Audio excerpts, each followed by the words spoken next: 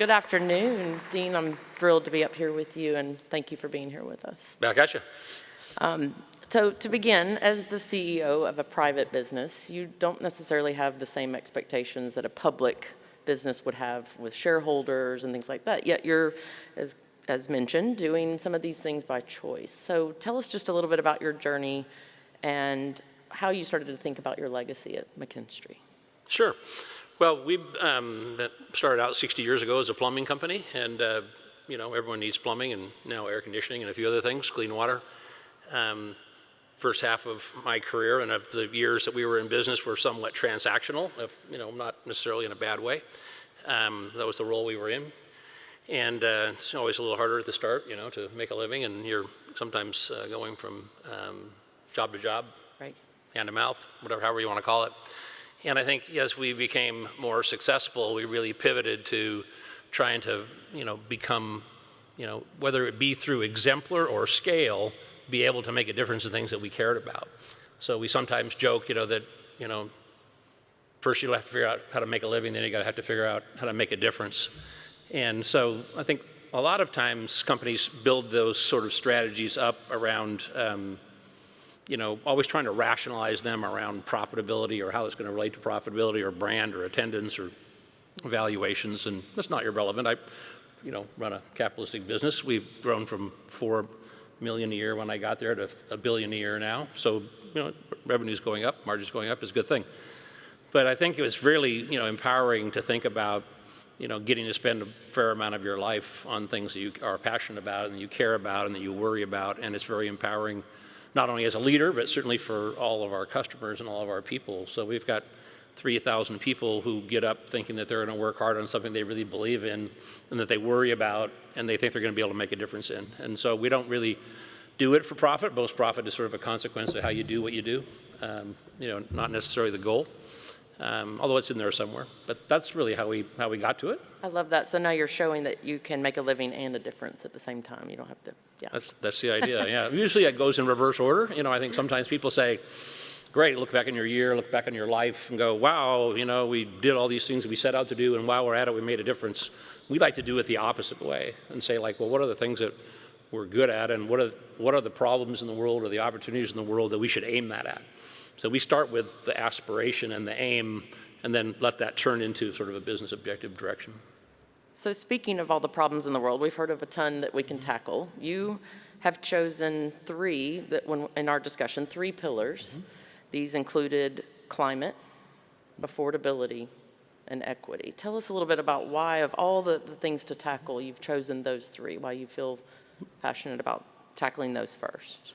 Yeah, we're kind of like a communist country. We write a 5-year plan every 5 years, and then we try to map to that. And we start with a really broad view of, what are all the big problems, what are the big opportunities, what are the trends, what's happening in our industry, what's happening in the world, what's happening in our communities. And then, we usually find, plenty of things to worry about or to dream about or to want to have happen.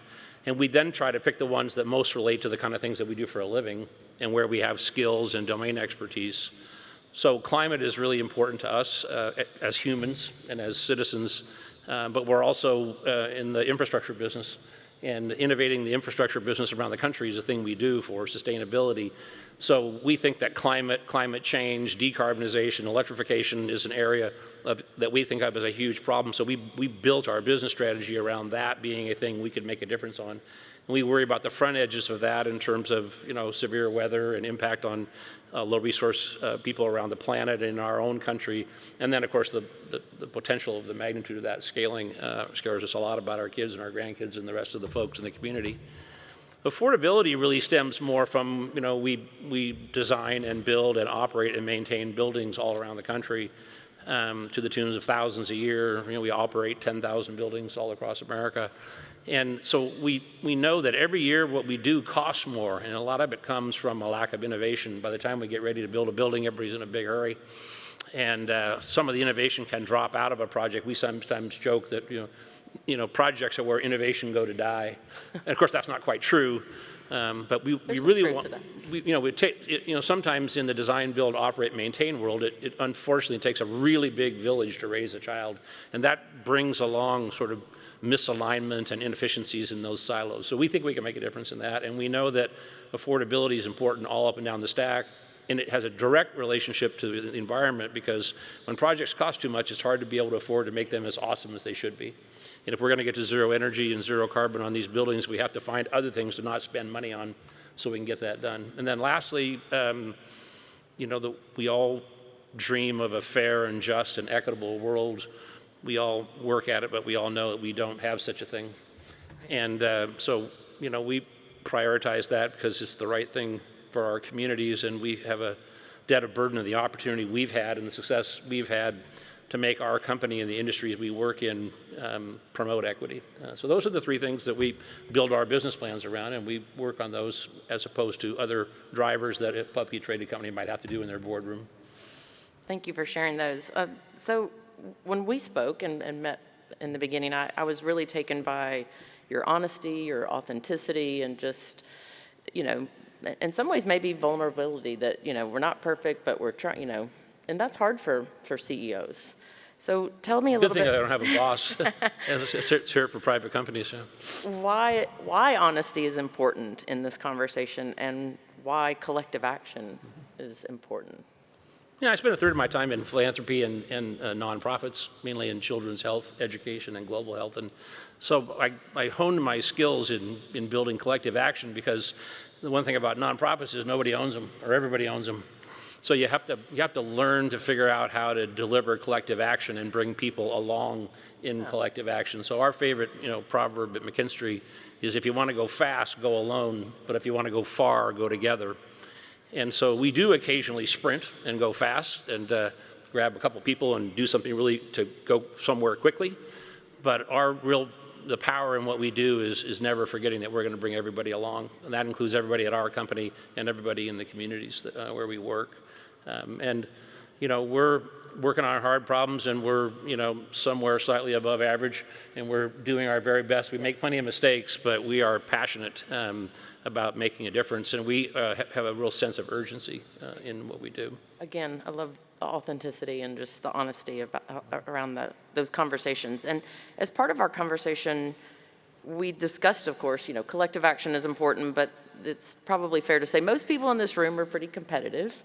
Naturally, but you mentioned something to me, and I quote, "Don't surrender the things that make your brand unique, but also don't squander the opportunity for collective action." So why that? Why this? Well, nobody here doesn't love sport, and I think sports sometimes can be seen as a nice to have as opposed to a must to have in a lot of communities. But I don't think anybody in this room believes that, and I don't believe that. So I'm a big sports fan. I'm from Seattle, so go Kraken, go Seahawks, go Mariners, come back Sonics. When I think about those organizations and their brand position, they're working hard with really bright people to engage their constituencies, their ticket holders and the viewers, and they do it in unique ways, and they're competitive. I don't think there might be some sharing going on in all these leagues, but generally speaking, when they get out on the pitch, they're looking to win. Right.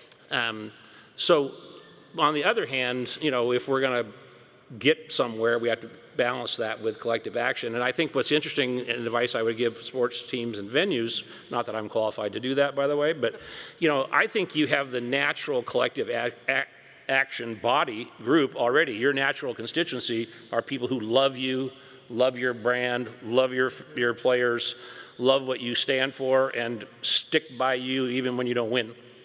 So you have already built these incredibly durable collective action bodies, and as you live out the values of your owners, your team, your players, and your community, you've got the built-in partnership. And so I think, don't want to squander that. That's what helps make your enterprise successful and your impact greater. And then if you can come together at GSA and other kinds of places and share ideas that don't dilute your brand, but on the other hand, enhance it in this sort of collective effort, then I think the power of sport can be a real leader in getting action to happen faster in climate. So one more question. I know we have a few seconds, but what would you tell other leaders or CEOs about the power that they have, the responsibility that they have to make these changes? Yeah, well, I mean, everybody has a different set of constraints, and I was laughing and happy about some of the constraints I don't have, and I certainly respect that different kinds of organizations operate differently, funded differently, have different capital structures, might be publicly traded, might be owned by one person, might be owned by a collection, and so on. So we all could make excuses. We looked at the other ones and wish we didn't have our weaknesses and had their strengths, but we got what we got. And so, I think, when you look back on what you do in your career, you're going to mostly be thinking about the relationships you made and the impact that you had. And you certainly want your team and your venues to be successful, but you want to use that as a vehicle to make a difference. That's what's going to satisfy you. And at the end of the day, it's one person at a time, setting those kind of aspirations and being able to work on those things as a priority, right behind your family. I think my advice would be put your family first, maybe your health and your family first. But I mean, those are the big opportunities we have. We're blessed. Like there's nobody in this room that's struggling too hard to make a living. And so why don't we just struggle really hard to make a big difference? That would be my suggestion. Love it. Dean, thank you for your leadership. Appreciate it. Time. Have fun.